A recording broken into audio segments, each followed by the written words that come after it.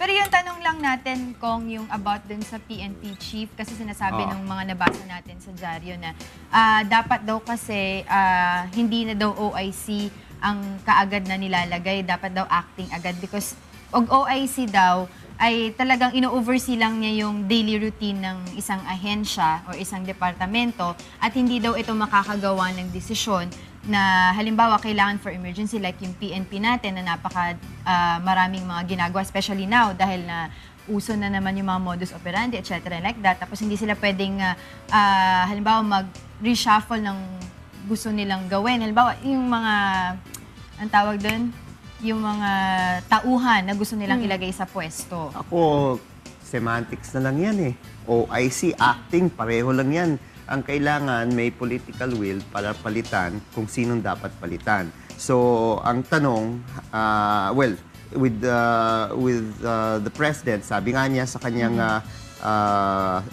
sagot sa tanong ng mga kwan, naghahanap na sila ng panibago. Pero pansamantala, si General Espina nga ang acting or OIC dito sa pulisya, no? Pambansang pulisya natin.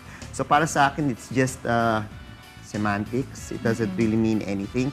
Ngayon, kung kailangan talaga magkaroon ng balasa sa buong PNP, nandiyan naman ang DILG eh. Secretary Mar Rojas, who oversees the PNP. Pero bakit daw talagang allowed pa rin si PNP Chief Purisima na magstay sa kanyang bahay kahit na-suspendido siya dun sa yung sa Camp Crame? Kasi hindi naman siya fired. Hindi naman siya pero the time na makapag-appoint sila ng bagong PNP chief, pare silang dalawa nandoon? Hindi. By then, he will be already asked to leave. Dahil sa ngayon, he's just suspended. So, technically, he's still the PNP chief, but he's not functioning. So, he stays in the house that the PNP chief is allowed to stay in. And then, later on, once the president appoints a new PNP chief, then that's when he moves out. Isn't it automatic kung sino yung dalawang nasa baba ng dating PNP chief, yun ang dapat na maging OIC? Not necessarily. Depende sa seniority. Seniority ng dalawang chief. So kung sabihin natin, mas senior yung isa sa the same level, edi siya yung binibigyan ng respect as the chief unless the DILG or the president says otherwise. Ako kung may question lang, kasi nabasa natin sa isang pahayagan, no, na parang sinabi ni President Aquino na pwedeng isa sa maging pwedeng defense nitong si General Purisima. Kasi di ba, if I'm not mistaken, yung anomaly dun sa mga gun licenses, yung kanyang kinasakutan. Yes. Parang isa daw sa mga pwedeng niyang gawing defense is maaring hindi niya, parang na-overlook niya yung mga documents. Kasi parang sinasabi ni President Aquino, kahit siya personally, hindi niya kayang i-guarantee na lahat ng documents na pinipirmahan niya everyday is talagang alam niya lahat and walang kahit one detail na namimiss siya. So parang sinasabi ni President Aquino na probably pwedeng sabihin yun ni General Purisima na pwedeng na-overlook lang yung particular detail na yon and napirmahan niya for some reason. Pero would that be enough? No, because that will be for the courts to decide. Ang suspension naman ni General Purisima is administrative. So in other words, once the suspension he has consumed the 6-month suspension, then he can go back to work. No? So ang problema na lang ni General Purisima, syempre, yung suspension niya aabot sa retirement. So lagpas pa ng retirement. So he will not be able to go to work. So sa pag-analyze ng ombudsman, wala na siya talaga magawa because this is allowed by the law, the suspension that I'm supposed to give. So yung defense na sinasabi ni Pangulo, yan ay matter sa courts to decide kung siya'y kakasuhan later on, no, for graft and corruption, etc. That is a matter of defense. But with regard to administrative suspension, hindi. Well, we'll see. Hindi, ang isa sa mga kailangan pag-usapan nga dito ay yung nangyari sa Lima, Peru. No, this is with regard to the environmental conference that happened there. So, ang lumabas, because as of last night, supposed to be, nagkakaroon ng debate kung ano yung magiging language ng dokumento na ilalabas. So mukhang hindi sila nagkakasundo, no, if we were following it. And then later on, in the last minute, nagkaroon nga ng watered down version. And people are happy, some people are sad, but if you look at it, it's still a step forward dahil ang nangyari dito, yung hinihingi ng mga countries kasama natin, no, who are at risk because of climate change, dapat mandatory yung pagtulong sa mga highly countries that are highly at risk. Kaya No? there's Ang an nangyari- argument about the budget, exact budget supposedly dapat ilaan sa mga third world countries from first world, no? Kung sinasabi mo, Yes. na-define ba sa agreement if how much per country? Wala. Kaya nga, and yung nangyari dito, yung word na ginamit, may help, May help. no, not shall help.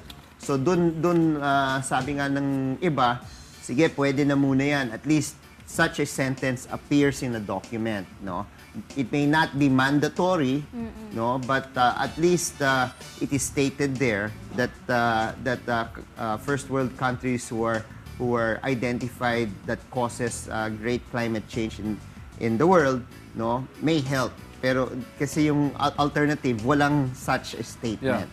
No? Pero So, kung anong difference nun ngayon na kahit naman wala pang ganyan na kontrata or wala pang ganyang kasunduan, tumutulong naman din lahat ng mga countries. well, yung magiging conference dito, at least in black and white, no, there is already identified statement which of the countries that are causing climate change, no, are may help. Dito, hindi identified yung kung walang statement, hindi mo ma-identify sino ang may pwedeng tumulong. At least dito, yung mga countries that cause climate change may help. Kesa anyone can just, if they feel like it, di ba? Tsaka kung ang i-define pa rin daw nila is who are the countries that are most affected by climate change as Yes. compared to those who have naturally throughout the years have the same patterns of effects galing sa climate change. Yan ang kailangan daw i-define nila eh. Yes. Kasi sabihin nila baka Philippines always has all the disasters, but they have to have comparative data daw if escalated, is it because of natural escalation or climate change? So yun ang usapin dito dahil kaya nga there is it is again a battle between first world and developing countries. And ang nangyayari dito hindi or ayaw aminin ng mga first world countries na meron silang kasalanan kung bakit nag-iba yung klima sa ating mundo. So that's what they're scared about na if there's a defined, kunyari the word may help is removed, should help, and then the country is defined, like say the US, it's just like tantamount to agreeing na yes, I am affecting climate change. Yan ba fear nila? That's one of them. And of course, yung pinagkasunduan ngayon ng China and US to reduce emissions, biglang nawala sa eksena. So, yun yung isa sa mga importanteng binabatayan. Pero still, it's a step forward and there will be, of course, yearly naman nagkakaroon ng climate change conference and nag-iiba na naman yung position dito depending on the amount of damage that happens to one nation, no? Whether it's here in the Pacific or it's in the Atlantic.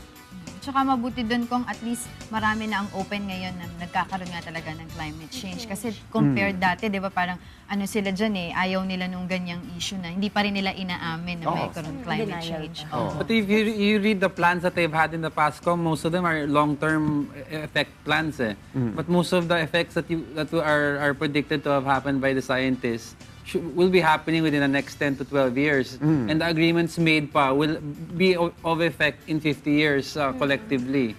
So parang the pace is a little too slow. Well, we can't help it. Yun yung nangyayari siyempre sa isang negosasyon eh. Kung nandyan yung iba't ibang mga bansa, siyempre yung mga kahit yan ay usapin ng trade, usapin ng